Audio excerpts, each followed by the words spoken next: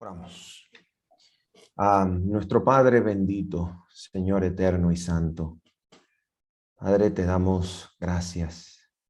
Te damos gracias, Señor, en el nombre de Cristo, por reunirnos a través de este medio, que estamos seguros, Señor, que has dispuesto y permitido para podernos unir en torno a propósitos nobles y sublimes como el que hoy nos reúne, Señor. El estudio de tu santa palabra para comprender el preciosísimo mensaje, Señor, con el cual has de alumbrar la tierra. Te bendecimos, Señor, y te adoramos por eso. Te pedimos, Señor, en esta hora, Padre, que tu Espíritu Santo descienda sobre nosotros con poder. Puedas iluminar nuestras mentes y corazones, Señor, y elevarnos de gloria en gloria a la imagen de Cristo.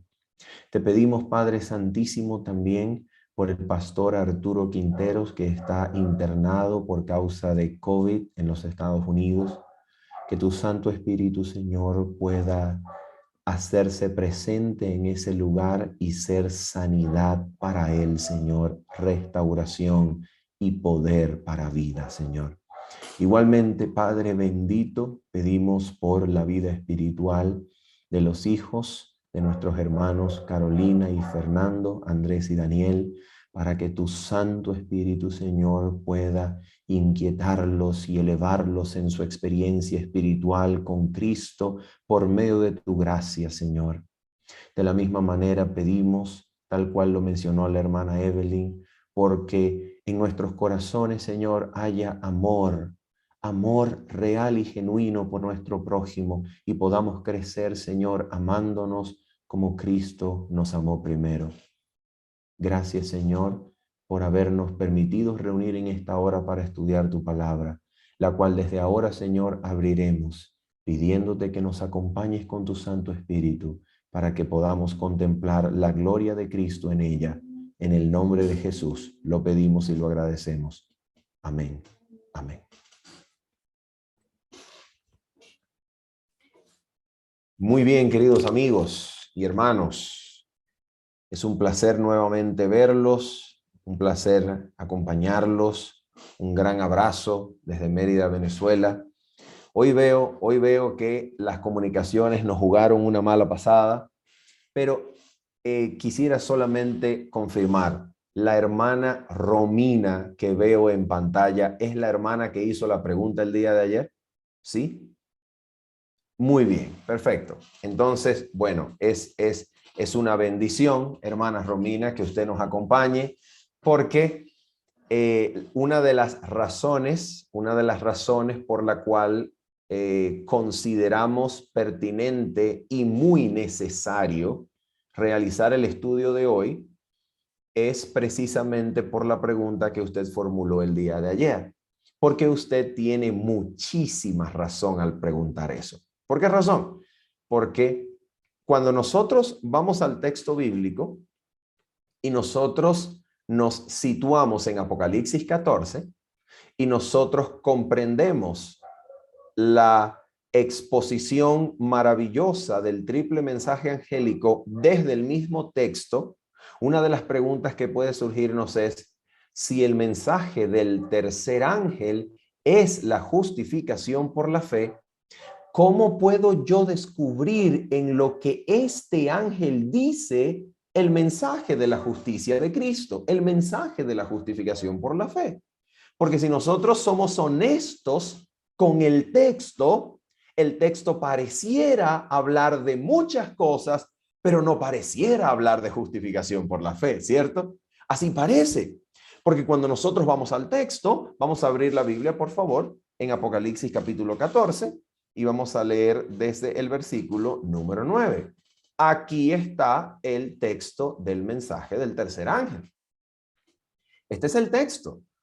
De esto es lo que nosotros disponemos a la hora de saber y estudiar el mensaje del tercer ángel. Nosotros debemos comenzar por el texto. No tenemos otra forma de comenzar, no tenemos otro camino por donde comenzar, sino leyendo el texto. Y el texto se encuentra en Apocalipsis 14, versículos 9 al 12. Este es nuestro texto.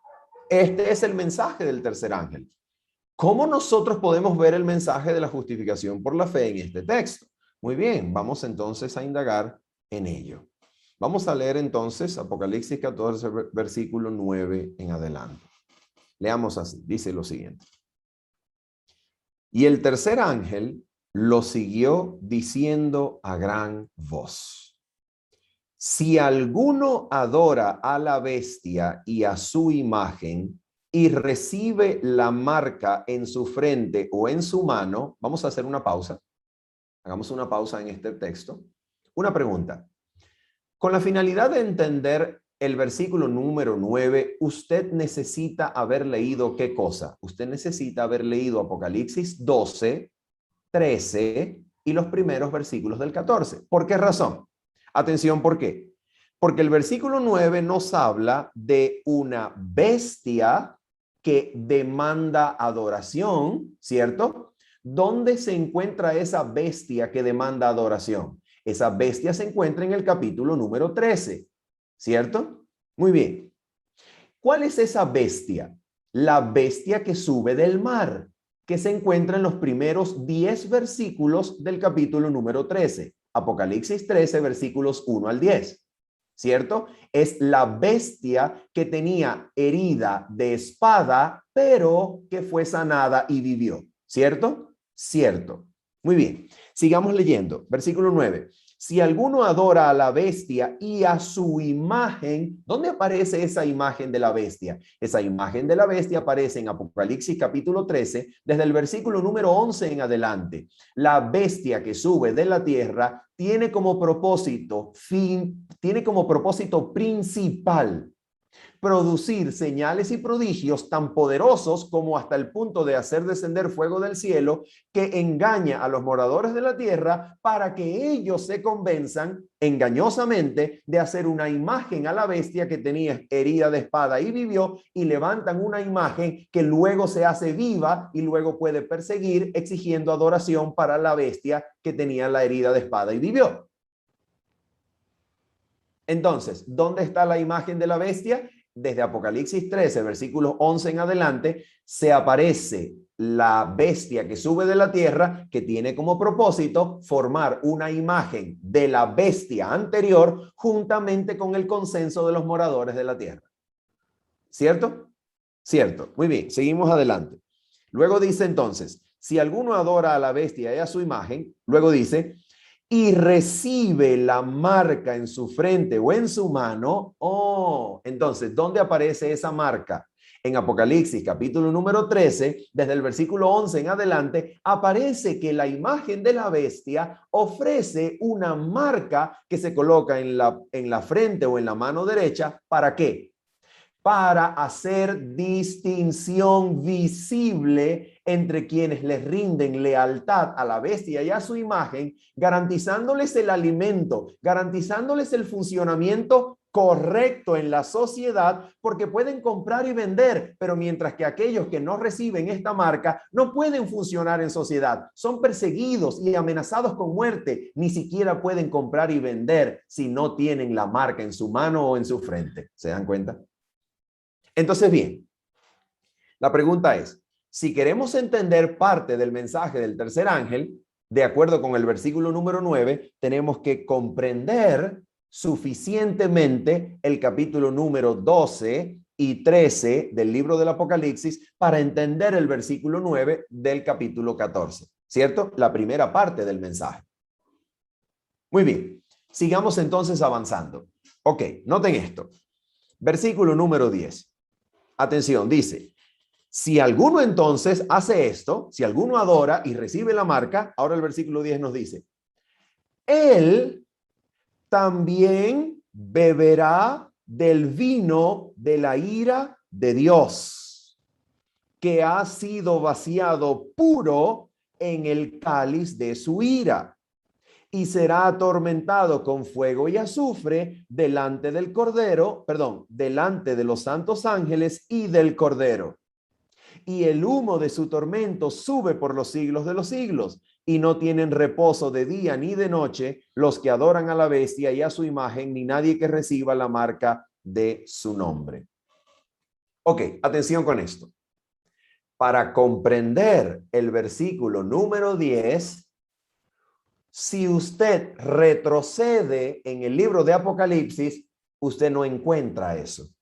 Usted no encuentra antes del capítulo 14, no encuentra las imágenes de la ira de Dios, del fuego y azufre, no encuentra las imágenes del tormento delante de los ángeles y del cordero, usted no encuentra la imagen del cáliz de su ira que ha de ser vaciado puro sin mezcla de misericordia, usted no lo encuentra retrocediendo hacia los primeros capítulos del Apocalipsis, como fue el caso del versículo 9. ¿Cómo se entiende el versículo 9? Retrocediendo al 12, 13 y primeros versículos del 14.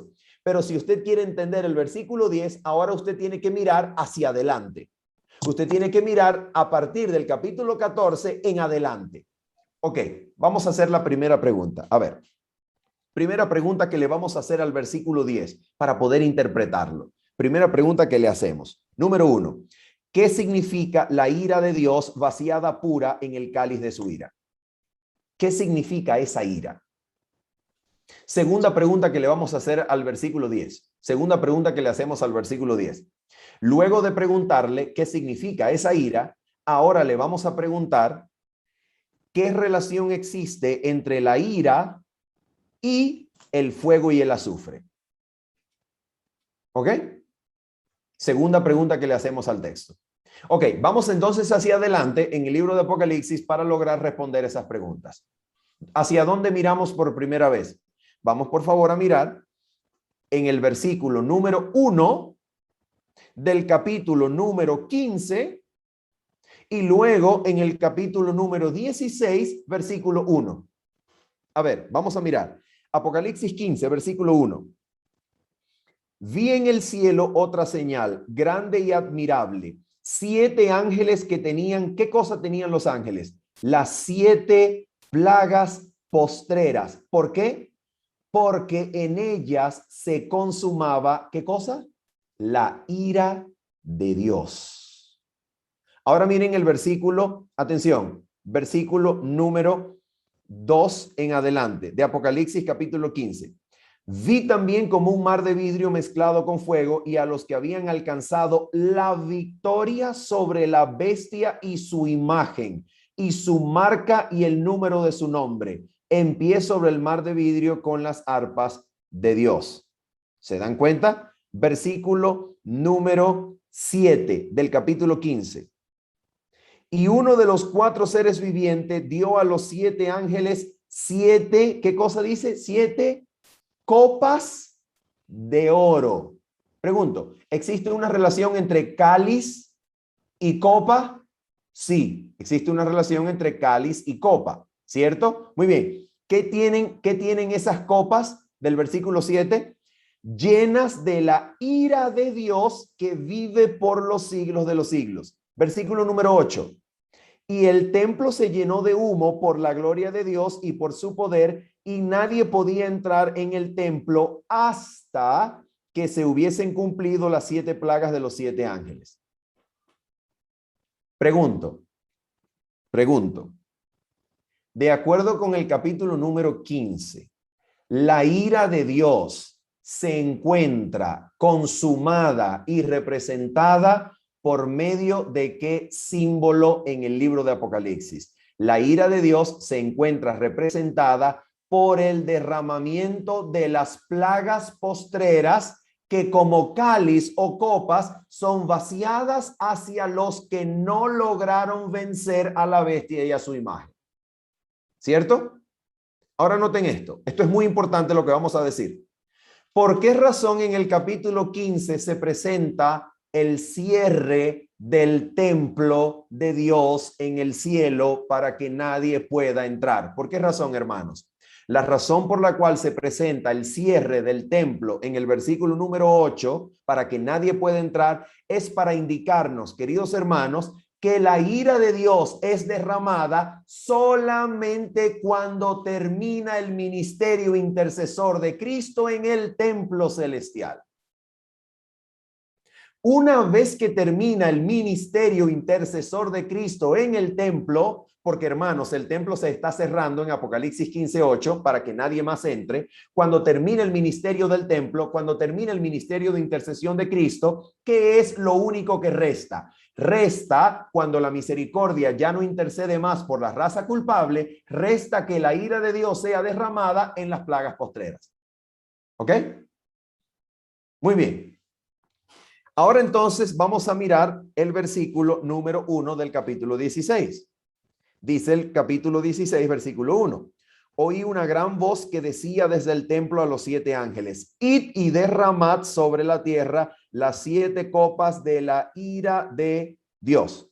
Entonces, primera pregunta que le hicimos al versículo número 10 del capítulo número 14, estudiando el mensaje del tercer ángel. ¿Qué es la ira de Dios? La ira de Dios es lo que Dios derrama en forma de plagas postreras sobre quienes no lograron vencer la bestia, su imagen y su marca, después que el templo cierra, es decir, después que termina el ministerio de intercesión de Cristo en el santuario celestial.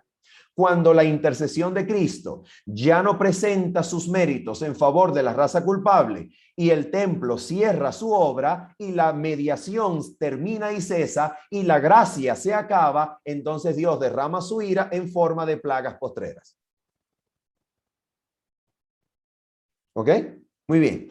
Pero ahora vamos a hacerle, ¿recuerdan la segunda pregunta que le hicimos al versículo número 10 de Apocalipsis 14? La segunda pregunta era: ¿qué relación existe entre la ira de Dios y el fuego y el azufre? ¿Cierto? Muy bien. Vamos entonces a responder esa pregunta. Acompáñenme, por favor, al libro de Apocalipsis, capítulo 21, y el versículo número 7 y 8. Apocalipsis, capítulo número 21, versículos 7 y 8. La palabra de Dios dice así: el que venciere. ¿Dónde ustedes han escuchado esa frase anteriormente? El que venciere. ¿Dónde la han escuchado? La recuerdan por el mensaje de Cristo a la Odisea, ¿verdad? ¿Recuerdan? El que venciere, yo le daré que se siente conmigo en mi trono, así como yo he vencido y me he sentado con mi Padre en mi trono. ¿Recuerdan? En su trono. Muy bien. Entonces noten esto. Vuelve a aparecer la frase el que venciere en Apocalipsis 21:7 y ahora miren lo que dice. El que venciere heredará todas las cosas, y yo seré su Dios, y él será mi hijo. Versículo número, por cierto, un paréntesis. ¿De dónde ustedes creen que sale la frase, y él será mi hijo y yo seré su Dios, y él será nuestro Dios y nosotros seremos su pueblo? ¿De dónde creen ustedes que sale esa frase? Esa frase es una de las promesas del pacto eterno. ¿Recuerdan? Una de las promesas del pacto eterno es acceso a Dios, donde desde el más pequeño hasta el más grande conocerá al Señor. Dios es el Dios de ellos y ellos el pueblo de Dios. Eso es una promesa del pacto eterno. Ok, seguimos. Entonces dice, versículo número 8. Pero, atención, este versículo es muy importante. Atención. Pero los cobardes e incrédulos, los abominables y homicidas, los fornicarios y hechiceros, los idólatras y todos los mentirosos tendrán su parte en el lago que arde con fuego y azufre. Atención, mis hermanos, que es la muerte segunda. Ok, ¿recuerdan la segunda pregunta que le hicimos al texto de Apocalipsis 14:10? ¿Qué relación existe entre la ira de Dios y el fuego y azufre? Ok, respuesta sencilla. La ira de Dios se consuma finalmente en la muerte segunda, que es la muerte eterna que ocurre en el lago de fuego y azufre. Ahora, por favor, noten algo muy importante. Atención, atención. ¿Quiénes son echados en el lago de fuego y azufre, según el versículo número 8 del capítulo 21 de Apocalipsis. ¿Quiénes son echados en ese lago para que mueran la muerte segunda? ¿Quiénes son echados? Atención con esto, mis hermanos. Miren esto. Dice, cobardes e incrédulos, abominables, homicidas, fornicarios, hechiceros, idólatras, mentirosos. Una preguntita. ¿Acaso no son esos adjetivos que designan a una persona que practica permanente, constante e inseparablemente esos pecados que esos adjetivos mencionan y evocan? Por ejemplo, ¿qué cosa es un idólatra? Quien practica la idolatría y no se separó de ella. ¿Quién es por ejemplo, quién es un fornicario? Quien practicó la fornicación y no se separó de ella. ¿Quién es un homicida? Quien quebrantó el mandamiento no matarás y no se separó de ese pecado. Entonces, una pregunta, a ver, de acuerdo con Apocalipsis 21, versículo 8, ¿quiénes son lanzados al lago de fuego para que sufran la ira de Dios? Es decir, la muerte segunda. ¿Quiénes son? Oh, aquí tenemos algo importantísimo, y es que los que reciben la ira de Dios no solamente son los que recibieron la marca de la bestia en su frente o en su mano. Quienes son lanzados al lago de fuego son aquellos cuyas vidas está caracterizada por el pecado y no se separaron del pecado. Ahora vamos a mirar Apocalipsis 20, versículo número 11 al 15. Apocalipsis 20, versículo 11 al 15. Y en este versículo terminamos de aclarar la relación que existe entre la ira de Dios y el lago de fuego y azufre. Atención. Versículo 11 al 15 de Apocalipsis 20.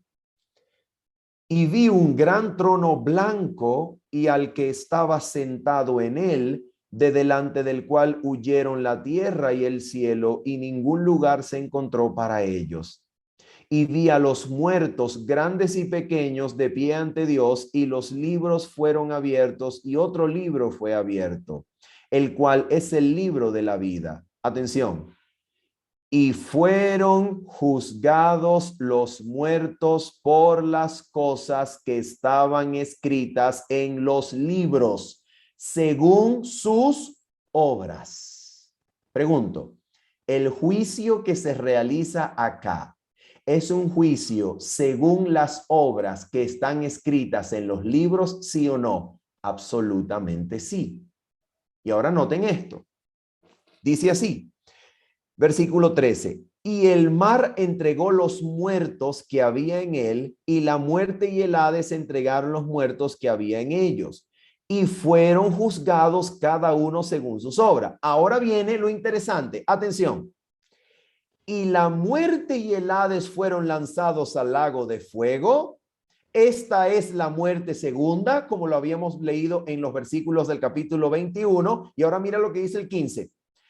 Y el que no se halló inscrito en el libro de la vida fue lanzado al lago de fuego.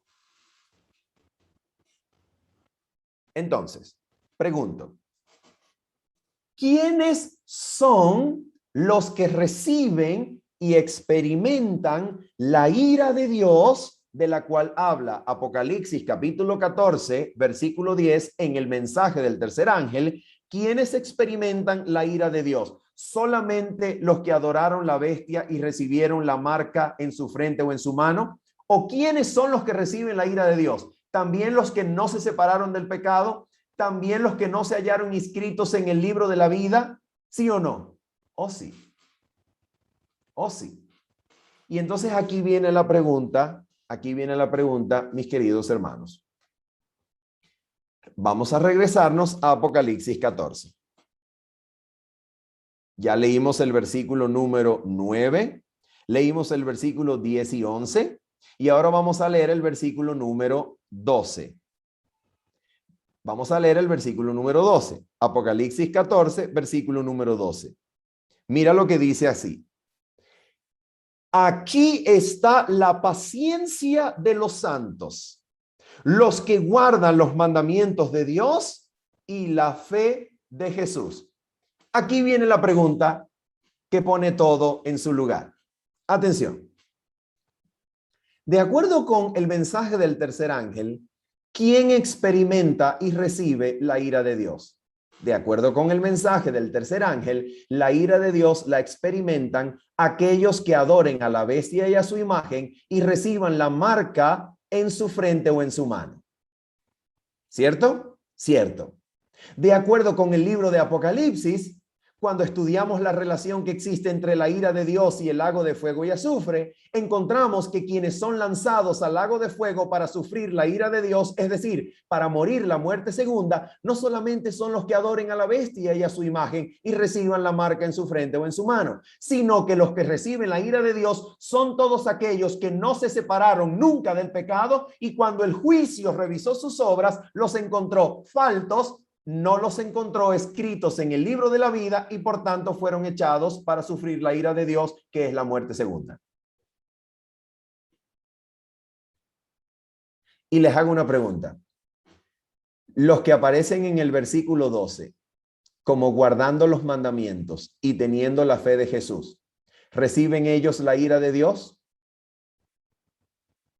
No la reciben. ¿Por qué razón no reciben la ira de Dios?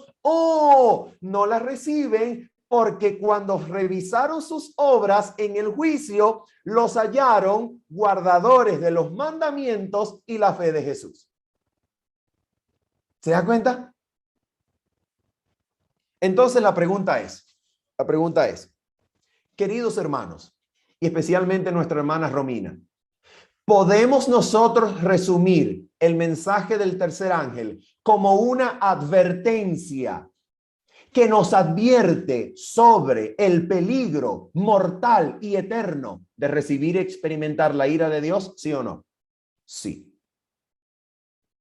Nosotros podemos resumir el mensaje del tercer ángel como la advertencia última y más solemne de la Biblia para los moradores de la tierra, para que sepan cómo pueden evitar la ira de Dios. ¿Sí o no? Sí. Ahora le hago una pregunta, queridos hermanos. ¿Y cómo podemos evitar la ira de Dios? Esa pregunta nos conecta exactamente con el corazón del mensaje del evangelio. ¿Por qué decimos esto? Vamos a ver por qué lo decimos. Vamos a Romanos capítulo 1. A ver, hermanos, cuando hablamos de justificación por la fe, ¿es común hablar de Romanos? Oh, sí, claro que sí. Vamos entonces a mirar cómo es que el evangelio entra en el contexto de la ira de Dios. ¿Cómo es que el evangelio responde la pregunta acerca de la ira de Dios y quién podrá resistirla? Vamos a mirar. Romanos capítulo número 1, versículo 16 al 18. Romanos capítulo número 1, versículos 16 al 18. Vamos a mirar. A ver, ¿por qué razón estamos leyendo el libro de Romanos? Estamos leyendo el libro de Romanos porque acabamos de resumir Apocalipsis capítulo 14, versículos 9 al 12, es decir, el mensaje del tercer ángel, lo acabamos de resumir como la última y más solemne advertencia a los moradores de la tierra sobre cómo evitar la ira de Dios. ¿Ok? Ahora vamos a leer cuál es el corazón del evangelio, queridos hermanos. ¿Dónde lo encontramos? Vamos a preguntárselo al apóstol Pablo, que lo conocía muy bien. Romanos capítulo 1, versículos 16 al 18. Leamos, por favor. Dice así: porque no me avergüenzo del evangelio, porque es poder de Dios para salvación a todo aquel que cree, al judío primeramente y también al griego. Atención, queridos hermanos, porque estos versículos son absolutamente claves. Atención. Versículo 17. Porque en el evangelio la justicia de Dios se revela de fe en fe. Oh, a ver, ¿qué cosa se revela en el evangelio? La justicia de Dios de fe y para fe. Pregunto, ¿saben ustedes cómo se dice el verbo revela en el idioma griego en este versículo? El verbo revela en el idioma griego es el verbo apocaliptetai. Oh, ¿a qué se parece la palabra griega apocaliptetai? ¿Será que se parece a la palabra griega apocalipsis? Exactamente. El verbo griego apocaliptetai es el mismo verbo de donde viene el sustantivo apocalipsis, que es el nombre del último libro de la Biblia y quiere decir revelación. ¿Qué cosa se muestra, se revela, se descubre? ¿Qué cosa nos permite comprender la justicia de Dios cuando no la podíamos ver en ningún otro lado? ¿Dónde la podemos ver? Podemos verla revelada en el Evangelio. Y ahora nota esto. Ahora nota esto. Dice así: porque en el evangelio la justicia de Dios se revela por fe y para fe, como está escrito, más el justo por la fe vivirá. Ah, y ahora vamos a mirar el versículo 18. Una pregunta antes de leer el versículo 18. ¿En qué parte de la Biblia está escrito ese texto que el apóstol Pablo cita en Romanos capítulo 1, versículo 17? ¿En qué parte de la Biblia está escrito? Pablo dice, mas el justo por la fe vivirá. ¿En qué parte está escrito ese texto? Ese texto está escrito en el libro del profeta Habacuc, capítulo 2, versículo 4. Atención. El libro del profeta Habacuc, en su capítulo 2, versículo 4, dice, mas el justo por su fe vivirá, significando ¿qué cosa? ¿Qué significa, mis hermanos, cuando Habacuc dice, mas el justo por su fe vivirá? ¿Qué significa? Lo que significa en el tiempo del profeta Habacuc es que aquel que es justo delante del Señor iba a vivir cuando los ejércitos de Babilonia destruyeran la ciudad. En otras palabras, el profeta Habacuc se levantó y dijo lo siguiente: mis hermanos queridos, el justo por su fe vivirá. ¿Qué quería decir Habacuc? Lo que Habacuc quería decir es, cuando venga Nabucodonosor y entre con sus ejércitos y destruya Judá, Jerusalén, el templo y todo cuanto hay, el justo va a sobrevivir y Nabucodonosor y sus ejércitos no lo van a matar. Eso significaba Habacuc capítulo 2, versículo 4. Pero ahora, cuando Pablo cita Habacuc capítulo 2, versículo 4, Nabucodonosor ya está muerto y los ejércitos babilonios ya están muertos. Entonces, ¿de qué se va a salvar el justo según Romanos capítulo 1? ¿De qué se va a salvar? Ah, ahora leemos el versículo 18. Vamos a ver de qué se salva el justo. Dice así, versículo 18. Recuerdan que el versículo 17 dice que el evangelio revela ¿qué cosa? La justicia de Dios. En el evangelio se revela la justicia de Dios. Ahora vamos a ver el versículo 18. Porque la ira de Dios. Oh, ¿dónde estudiamos la ira de Dios anteriormente? Lo estudiamos en el libro de Apocalipsis. Y en el libro de Apocalipsis llegamos a la conclusión que la ira de Dios es lo mismo que la muerte segunda, que la ira de Dios es lo mismo que la muerte eterna, que la ira de Dios es lo mismo que ser lanzado en el lago de fuego y azufre, que la ira de Dios es lo mismo que ser lanzado al lago de fuego y azufre después de haber sido hallado falto y no escrito en el libro de la vida. Entonces leemos versículo 18. Porque la ira de Dios se revela desde el cielo contra toda impiedad e injusticia de los hombres que detienen con injusticia la verdad. ¿Qué palabra griega creen ustedes que se utiliza allí en el versículo 18 cuando dice la ira de Dios se revela? Utiliza el término griego, la ira de Dios, apocaliptetai. En otras palabras, queridos hermanos y hermanas Romina, cuando el mensaje del tercer ángel dice, Cuidado, cuidado con la ira de Dios, porque el que recibe la ira de Dios recibe toda la consumación sin mezcla de misericordia del lago de fuego y azufre. Cuidado con la ira de Dios, que es la muerte segunda. Cuidado con la ira de Dios, que es el lago de fuego y azufre. Cuidado con la ira de Dios, que es el tormento delante de los ángeles y del Cordero.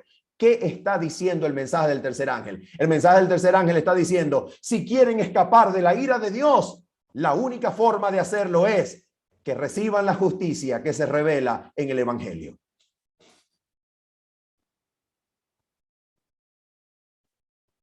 Por eso el mensaje del tercer ángel es la justificación por la fe. ¿Por qué? Porque cuando el mensaje del tercer ángel advierte sobre la ira, la pregunta es, ¿y qué cosa nos puede salvar de la ira? Jesucristo responde, mi justicia en el evangelio se revela. ¿Y se revela para qué? Para que el justo por la fe viva. ¿Viva cuándo? Cuando la ira de Dios también se revele desde el cielo.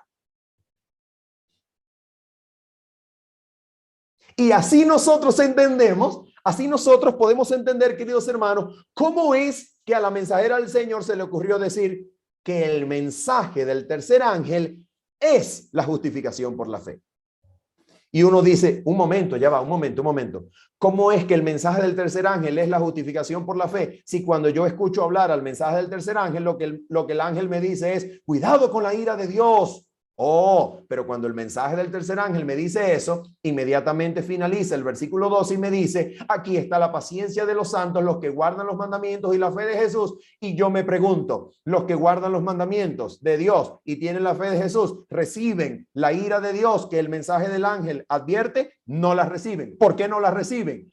Porque ellos han sido justificados por medio del evangelio, para que cuando la justicia de Dios se revele con la ira de Dios desde el cielo, entonces ellos no sean muertos, sino que puedan vivir cuando la ira se revele.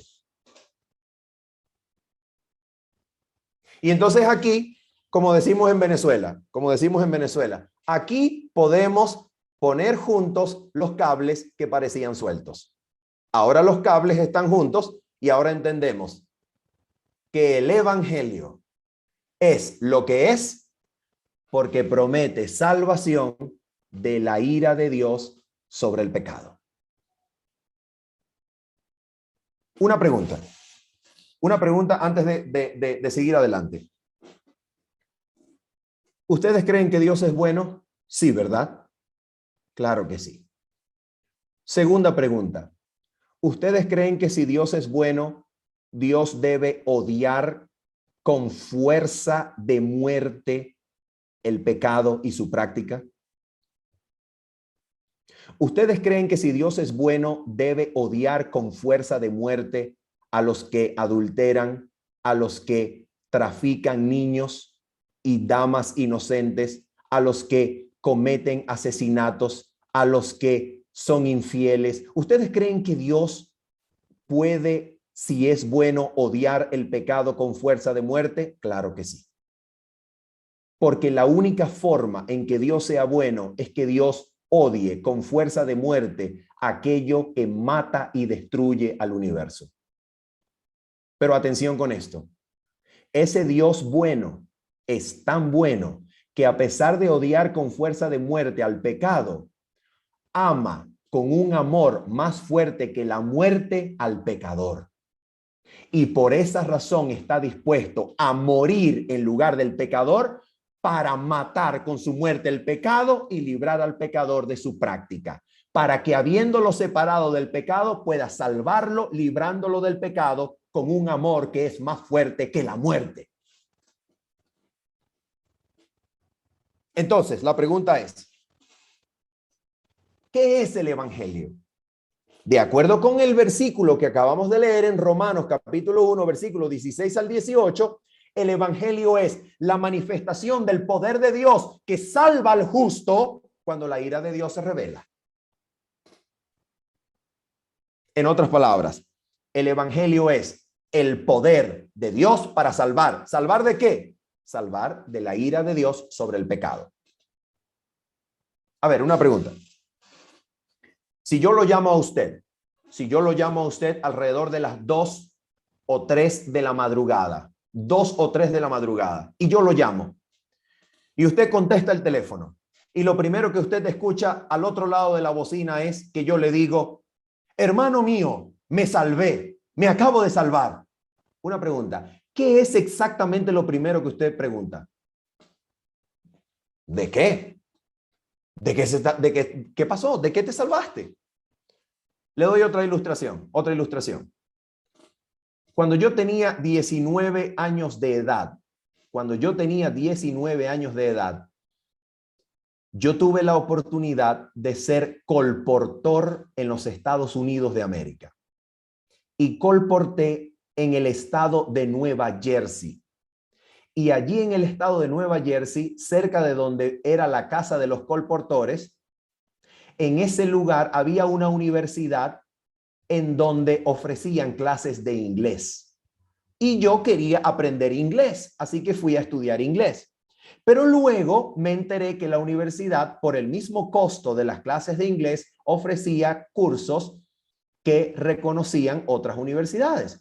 Cursos como psicología, sociología, matemáticas, y yo comencé a tomar esos cursos generales.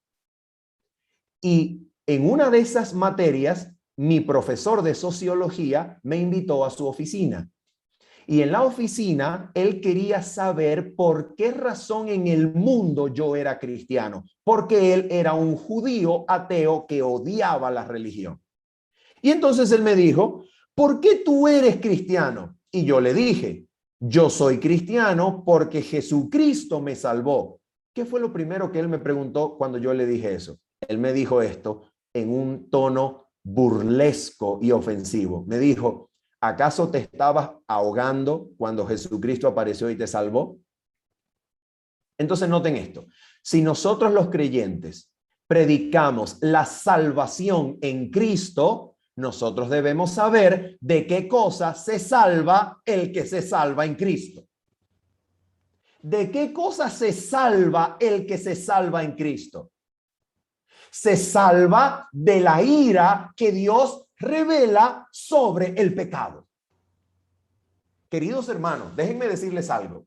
Si hay algo absolutamente claro en la Biblia, es que Dios, al final de su juicio, va a destruir al pecado. Y la única razón por la cual Dios lanza en ese lago de la destrucción, en esa muerte segunda, en ese lago de fuego y azufre, la única razón por la cual Dios lanza a los seres humanos que alguna vez vivieron sobre la tierra a ese lago de fuego y azufre, de muerte segunda, la única razón es porque esas personas, habiendo rechazado la solución de Dios para el pecado, que es Cristo y su sacrificio, no se separaron del pecado. Y la única forma de destruir el pecado es destruir a quienes lo practican.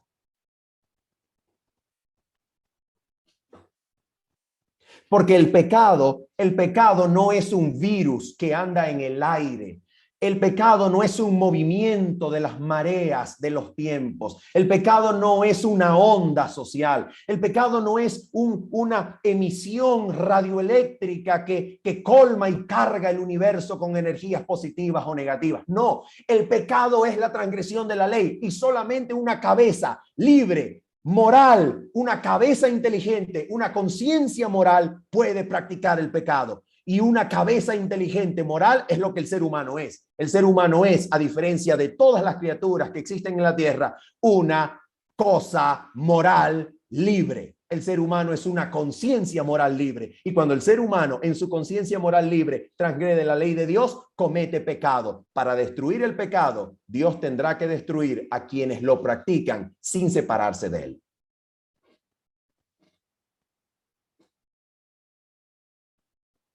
Entonces noten esto. ¿Qué cosa es? ¿Qué cosa es la conexión que existe entre el mensaje del tercer ángel y la justificación por la fe? La conexión es que el mensaje del tercer ángel nos advierte sobre el terrible y eterno peligro de recibir la ira de Dios. ¿Y qué cosa es la justificación por la fe? es la salvación provista por Cristo o el poder de Dios para salvación que se revela en el Evangelio, cuando y en el contexto de la revelación de la ira de Dios sobre el pecado y toda injusticia.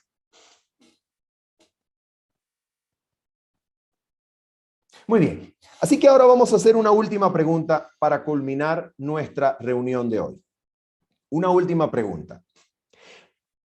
Creyendo yo en el nombre del Señor, creyendo yo en el nombre de Cristo, que la conexión entre el mensaje del tercer ángel y la justificación por la fe ha sido aclarada, creyendo y asumiendo yo que ha sido aclarada, luego ustedes me dejarán saber si esto es así en la sesión de preguntas o no.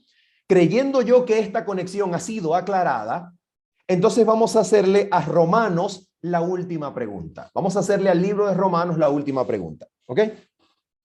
¿Cuál es la pregunta que le vamos a hacer al libro de Romanos? La pregunta es, esta revelación de la ira de Dios, de la que habla el versículo número 18, esta ira de Dios, ¿cuándo se revela?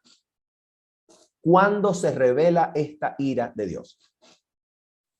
¿Cuándo se revela? Ok, para responder esta pregunta, vamos a confirmar con el versículo número 32 de Romanos capítulo 1, ¿qué cosa es la ira de Dios? Con el versículo 32 del capítulo número 1, repito, capítulo 1, versículo 32, vamos a confirmar que la ira de Dios es en realidad la muerte segunda. Vamos a leerlo. Capítulo 1, versículo 32. Quienes habiendo entendido el juicio de Dios, ¿quiénes son estos? Vamos a ver quiénes son estos. Versículo número 29. ¿Quiénes son? Versículo 29. Estando atestados de toda injusticia, fornicación, perversidad, avaricia, maldad, llenos de envidia, homicidios, contiendas, engaños, malignidades, murmuradores, detractores, aborrecedores de Dios, injuriosos, soberbios, altivos, inventores de males, desobedientes a los padres, necios, desleales, sin afecto natural, implacables, sin misericordia. Pregunto, ¿se parece a la lista de Apocalipsis 21, 8? Sí, ¿verdad? Ok, vamos a mirar a Pablo. Vamos a mirar a Pablo. Quienes habiendo entendido el juicio de Dios, resulta que estas personas no son juzgadas sin haber entendido el juicio de Dios. Estas personas lo entienden, estas personas saben. Y ahora mira lo que dice. Quienes habiendo entendido el juicio de Dios, ¿cuál es el juicio de Dios?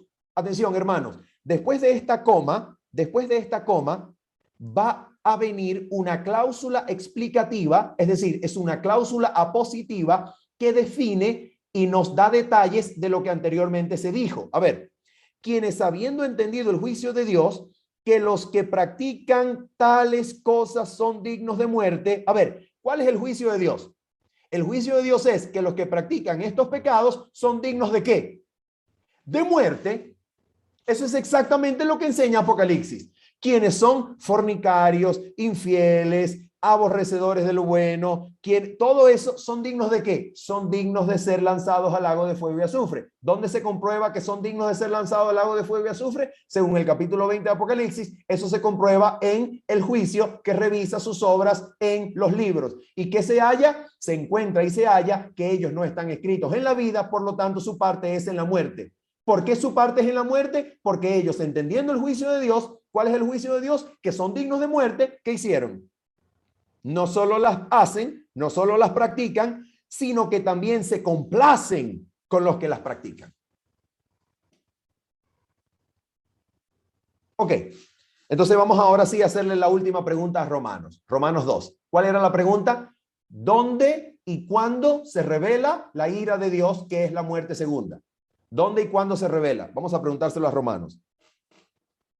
Romanos capítulo número 2. Romanos capítulo número 2, versículo 5 al versículo número 16. Romanos capítulo 2, versículo 5 al 16. Vamos a leerlo. Dice así. Romanos capítulo 2, versículo 5 al 16. Leemos rápidamente. Pero por tu dureza y por tu corazón no arrepentido, atesoras para ti mismo, ¿qué cosa? Ira. Atesoras para ti mismo ira. ¿Para cuándo? A ver, hermanos, ¿para cuándo? Para el día de la ira y de la revelación del justo juicio de Dios. Según el texto de Apocalipsis capítulo 20, versículos 11 al 15, la ira de Dios se revela ¿cuándo? La ira de Dios se revela cuando se haya finalizado el proceso de revisar en los libros las obras de esas personas. ¿Sí o no? De acuerdo con Romanos capítulo 2, versículo 5, el día de la ira ocurre también cuando se revele el justo juicio de Dios. En otras palabras, la ira de Dios no se revela sin relación con el juicio. ¿Qué cosa es el juicio? Donde se revisa con justicia todos los casos de todos los mortales, basados en todas las obras de todos los mortales que están escritos en los libros de memoria delante de Dios. Entonces, el día de la ira coincide, atención, el día de la ira coincide con el día de la manifestación del justo juicio de Dios. Y vamos a ver si Pablo y Apocalipsis están de la mano. Vamos a ver si Pablo y Juan creen lo mismo y se dan la mano en esto. Vamos a ver. Versículo 6. El cual pagará a cada uno conforme a sus obras. De acuerdo con Apocalipsis capítulo 20, versículos 11 al 15, el juicio revisa qué cosa en los libros, las obras de cada uno. Vamos a ver entonces, versículo 6 de Romanos 2, el cual pagará a cada uno conforme a sus obras. Vida eterna a los que perseverando en bien hacer buscan buscan gloria y honra e inmortalidad, pero ira y enojo a los que son contenciosos y no obedecen a la verdad, sino que obedecen a la injusticia. Tribulación y angustia sobre todo ser humano que hace lo malo, el judío primeramente y también el griego, pero gloria y honra y paz a todo aquel que hace lo bueno, al judío primeramente y también al griego. Versículo 11, porque no hay acepción de personas para con Dios. Entonces, queridos hermanos, ¿existe afinidad entre la doctrina del juicio, la ira y la muerte eterna de Apocalipsis y Romanos capítulo 2? ¿Existe afinidad? Es exactamente lo mismo. Exactamente lo mismo. Pregunto, el día de la revelación de la ira de Dios, el día de la revelación de su ira, ¿es el mismo día de la revelación de su justo juicio que ha revisado las obras en los libros? Sí, es el mismo día. Y ese juicio que revisa las obras de cada uno en el reino celestial, ese juicio, pregunto, ¿revisa las obras de los mortales, sí o no? Sí, revisa las obras de los mortales. Y vamos a leer entonces, sigamos leyendo. Saltamos al versículo número 16. Versículo número 16. ¿Cuándo y dónde se revela la ira de Dios y el juicio? Vamos a ver cuándo se revela. Versículo 16.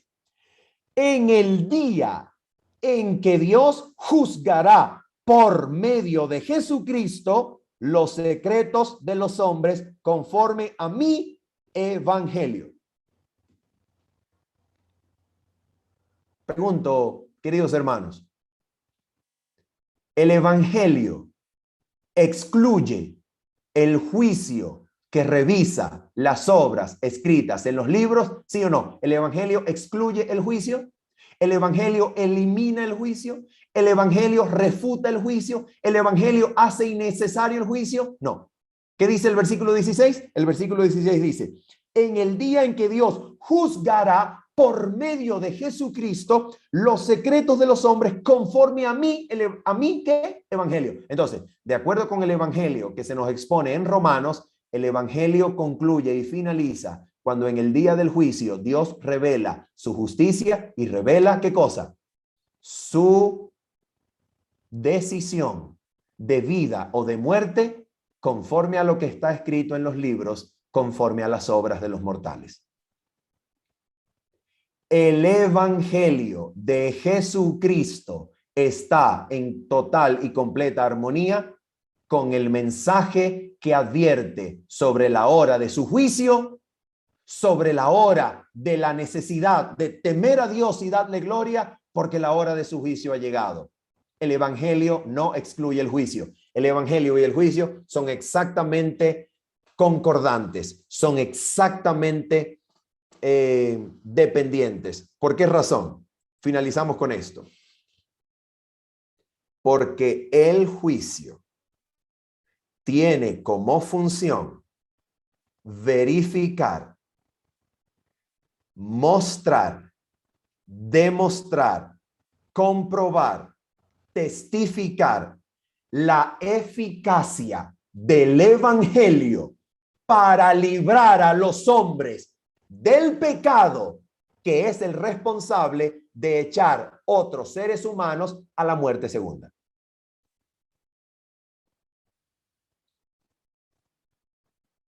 A ver, una pregunta. A ver, vamos a terminar con una ilustración. Vamos a terminar con una ilustración.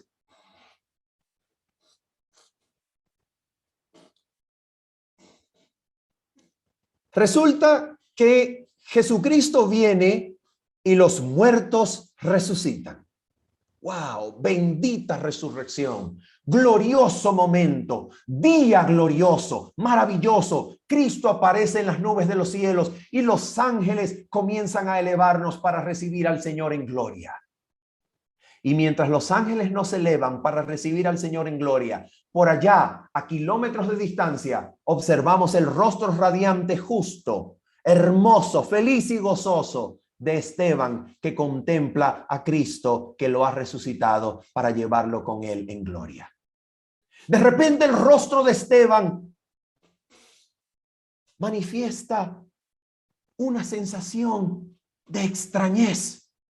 Esteban está de alguna manera desconcertado, porque justamente a su lado, subiendo en gloria, observa la semejanza de aquel rostro que vio por última vez cuando sus vestidos caían a los pies del torturador, perseguidor, cruel asesino, Saulo de Tarso. Y lo ve y dice, un momento, este es el asesino que me quitó la vida. Este es el asesino que dio su aprobación cuando la muchedumbre me lanzaba piedras. Este es el asesino que me quitó la vida. ¿Qué hace este asesino resucitado, subiendo en gloria para encontrarse con mi Mesías? ¿Qué hace este asesino acá? Y entonces viene Dios y muestra. Y sienta a Esteban y a Saulo. Y lo sienta en su sala de juicio. Y entonces le muestra a Esteban la razón por la cual Saulo de Tarso, llamado ahora Pablo, el apóstol de los gentiles, está sentado juntamente con él en la mesa donde Abraham, Isaac y Jacob esperan ser servidos por Cristo. Y entonces Dios le muestra a Esteban que Saulo se apartó del homicidio, que Saulo se apartó de su odio, que Saulo se apartó de las mentiras y de la muerte. Y entonces Esteban comprende en el juicio de Dios que es justo que Saulo esté allá arriba. Una pregunta. ¿Pero había gente que acompañaba a Saulo a matar cristianos? ¿Había gente que lo acompañaba? Sí, ¿verdad? ¿Habrá gente de esa, como sacerdotes y escribas, que acompañaban a Saulo, que no estarán sentados en esa misma mesa, sino que tendrán su parte en el lago de fuego y azufre? Sí. Entonces Esteban piensa, ¿cuál es la razón por la cual Saulo, que cometió asesinato, está sentado en esta mesa y los demás son echados en el lago de fuego? ¿Cuál es la razón? En el juicio se muestra la razón por la cual Pablo está sentado a su lado en la mesa de Abraham, Isaac y Jacob, pero algunos de sus compañeros están siendo lanzados al lago de fuego.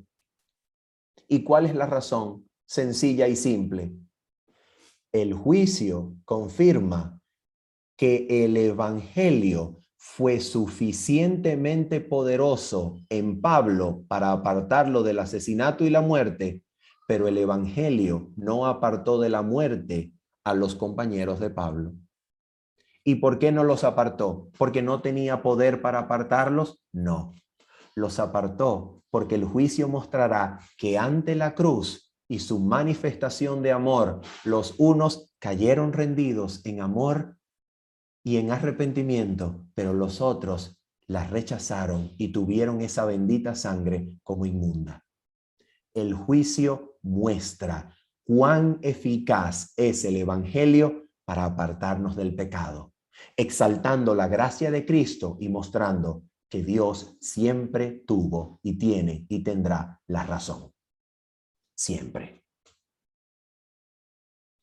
Así se combina el mensaje del tercer ángel con el santo evangelio de Cristo, con la justificación por la fe, que combina el mensaje del evangelio que salva y el mensaje del juicio que verifica el poder de este evangelio. El evangelio y el juicio se unen. Y pregunto, mis hermanos, ¿dónde apareció el evangelio y el juicio unidos en Apocalipsis 14? En el mensaje del primer ángel. El mensaje del primer ángel une el evangelio y el juicio, diciendo que el mensaje que lleva el evangelio eterno para predicarlo a todo morador de tribu, lengua y pueblo, ¿qué dice cuando habla quien predica el evangelio eterno? ¿Qué dice? Lo que dice es: temed a Dios y dadle gloria, porque la hora de su juicio ha llegado. Habiendo dicho esto y esperando que haya sido suficientemente claro, nos despedimos en el nombre del Señor. Así que si hay alguna pregunta, estaré sumamente contento de responderla con la ayuda de Dios.